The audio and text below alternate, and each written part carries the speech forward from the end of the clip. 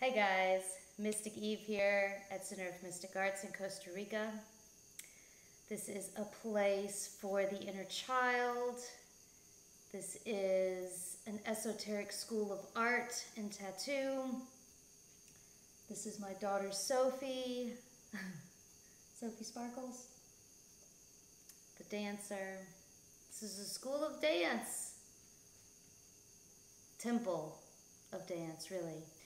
Anyway, I'm feeling really strange because this is the first time I'm doing a video at night.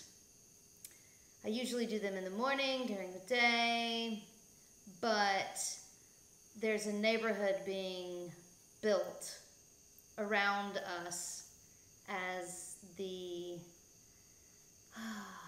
population grows and the rainforest gets cut down for more and more houses, for more and more people. Because despite what the news tells you, the population is way over, out of control. Anyway, what I wanted to talk about, it's really interesting too that it is at night. Get out of here. Because one, the full moon's coming into Gemini. Now this is stellium Gemini. Sun, Mercury. Who else is in Gemini? Do you remember? She doesn't remember. Anyway, I can't remember. And I don't have my phone with me. So,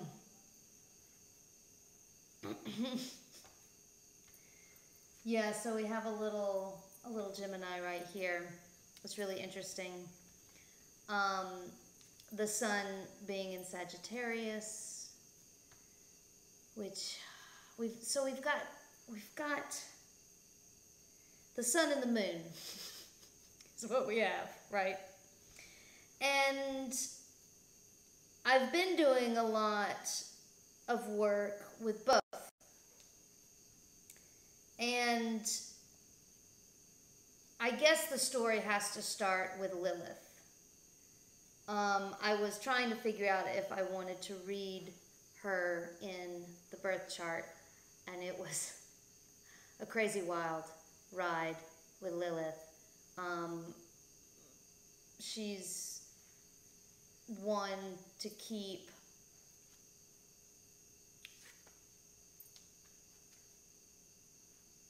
to be cautious with. Which also brings me to Kali as well. See, Lilith is just in a Christian paradigm. Kali being in the Buddhism paradigm. Does that sound right? Anyway, both are very angry, kind of pissy female figures. And both can be very destructive. So, anyway, I'm sitting there in Gnosis with the sun setting in front of me and the moon going behind me at the beach. And it came to me that, you know, all these people that come through, all these young girls that come through, young women, all talk a lot about full moon ceremonies, and they keep their eye on the moon and the new moon ceremonies and the full moon ceremonies. And, you know, I just haven't had anybody yet at this point come to me and say, let's do a sun ceremony. Which I started developing my sun worship not too long ago. Basically when I tattooed the sun on my feet. And then I started worshiping the sun. Now, I asked the moon tonight what she had to say as well. And, you know, it had a lot to do with it has a lot to do with the mirror and what side of the mirror you're on. Now, the moon is the first planetary body that we really are able to scry into or stare into, because the sun hurts your eyes, and you're told that as a child, don't stare at the sun. So as I've gotten older and developed my sun worship, I do scry into the sun. Anyway, the point is the balance. And that there is a moving up into the sun worship and the sun father.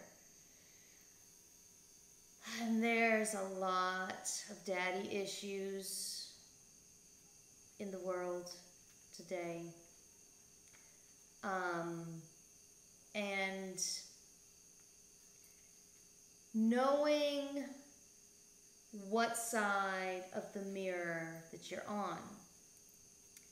And when you look at the moon, do you think about the fact that it is not the moon that glows, it is the sun's reflection? I know it sounds silly, simple, you know that, duh, like it's in school, you learned it. Well, when you're doing ceremony to the moon, are you also worshiping the sun? Are you also realizing that without the sun, the moon would not be glowing? Anyway, let's get on to the cards. Another interesting planetary placement I wanted to mention was Chiron in Aries. Now, Chiron is the shaman at the party. And if you haven't seen my other videos, I do birth chart readings, and I read a chart as if it's a party because everything is a party. And even if you haven't been to a lot of parties, which is me included, you still know how a party works and functions. I mean, I do. I know how a party goes down. Just because I haven't been to a lot of them, I'm not a party animal, doesn't mean I don't know what goes down at a party. So, Chiron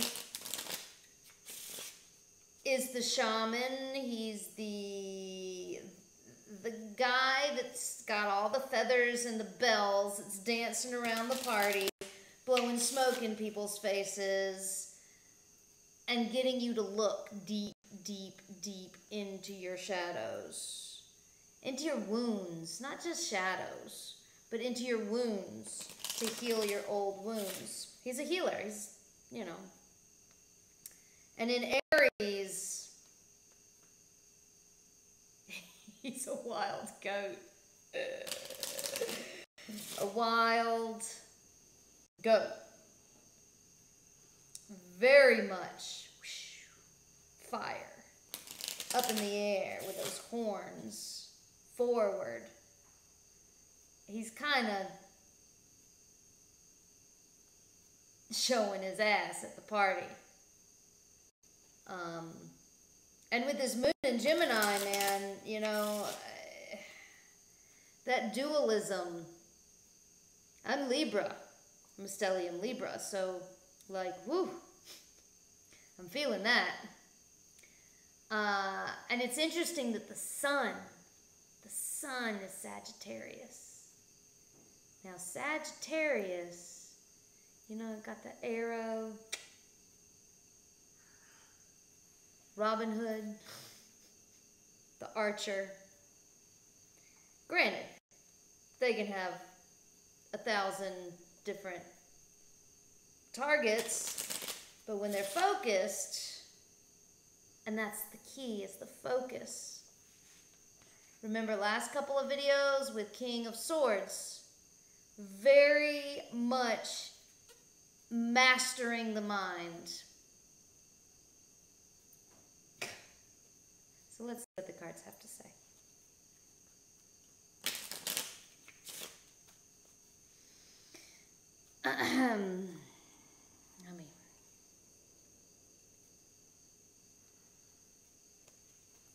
One more time.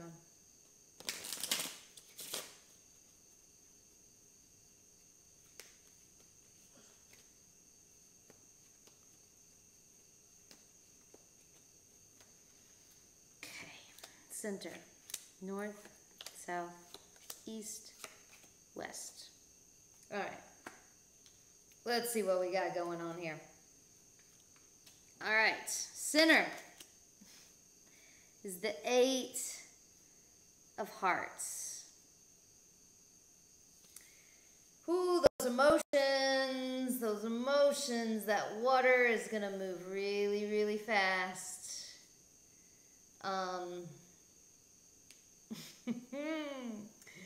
Get prepared for quite a tsunami of emotion. 8 is Hod, Mercury, communication,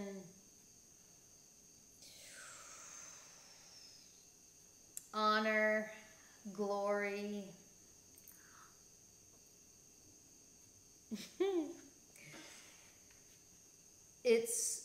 It's really going to rain down on us this full moon. And it's important, I think, at this point, when we're doing these full moon ceremonies, all you witches out there, to maybe keep the sun in mind. He's got an arrow pointed at us, pointed at the moon. Those rays are so multidimensional. Without the sun, nothing would exist. So, clearly that water movement is the focus. So what are we thinking? What's in the air? What's above this tsunami of emotions? 3 of Swords. Always like seeing a sword in this position because, of course, the sword is already of the air and of mind. With that 3... there's Saturn up there. Oh gosh, there's a lot of stuff going on with Saturn. If you want to watch, my favorite astrologer is Achyuta Bhava.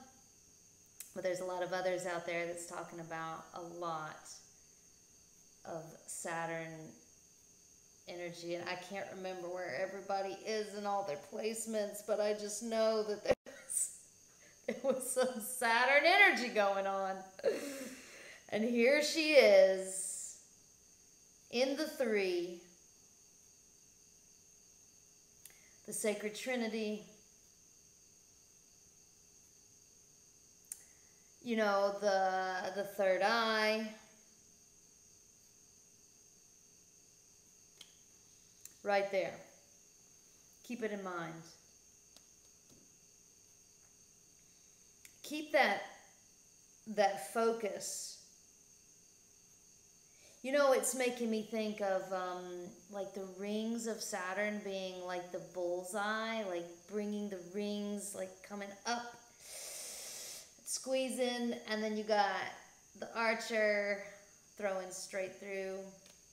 I don't know, visions. Anyway, what's in the south? What's grounding us? Oh, it's the Magician card. It's the Dragon card.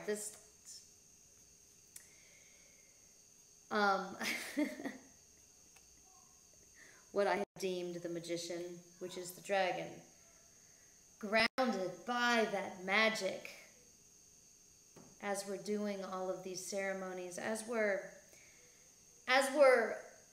figuring ourselves out, as we're mastering our minds and working with the water of the emotions, as we're learning we're mastering the elements.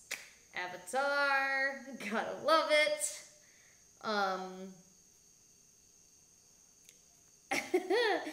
So the magician just turned into the avatar. So he's down there at the bottom, and he's funny, and he's silly, and he's a child, but he's gonna fucking save the world, dude. He's gonna do it. Of course he's gonna save the world, isn't he? Anyway, so what's in the east? The sacred direction where the sun comes up and sheds light on us again. How I miss the sun, because it's nighttime. 5 of Hearts. The 5s have been crazy lately for me.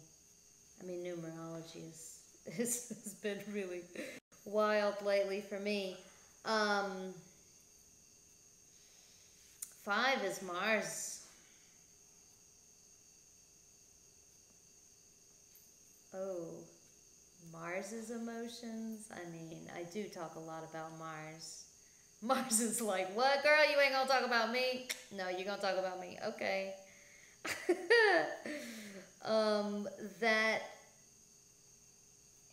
I mean, this is a water and a feminine card, but the 5 gives it a gender fluid position of Mars. My Mars is in Cancer. I guess it wanted me to tell you that. I mean, it's in my books and stuff anyway, but, oh God, the watery Mars. The watery Mars can get very, I mean, either out of control or disappear. Like that crab, right?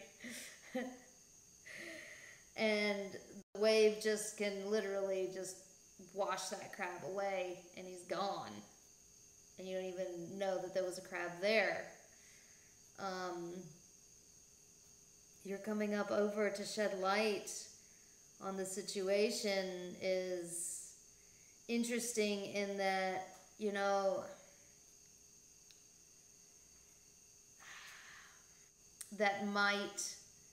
that kinetic energy to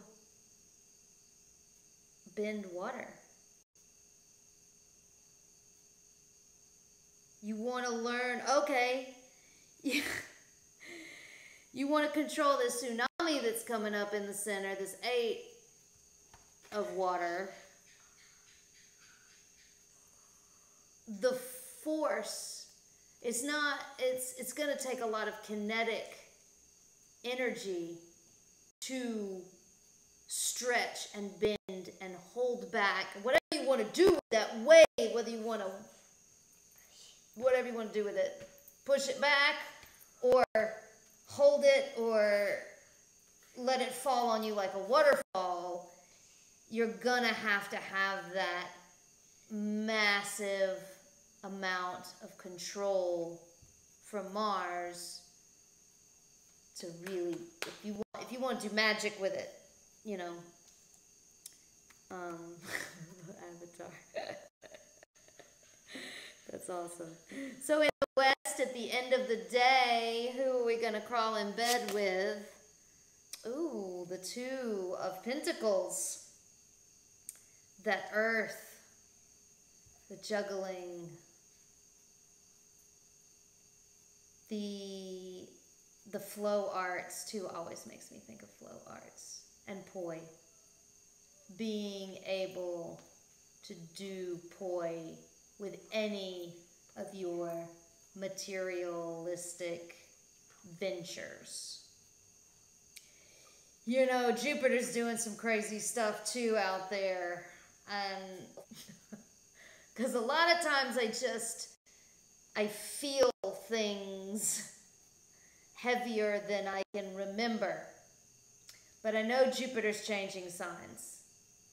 And he's moving. And he's going into a better position. Like I feel him. He's really gonna show up. And I guess he just did. But two is Hakma and Uranus, which is interesting in that he's the freedom fighter. Uranus, wisdom, and again, working with not only the intellect, but the wisdom. Having the wisdom to balance this earth, which is interesting. Now we have air, water, earth. And I mean, the dragon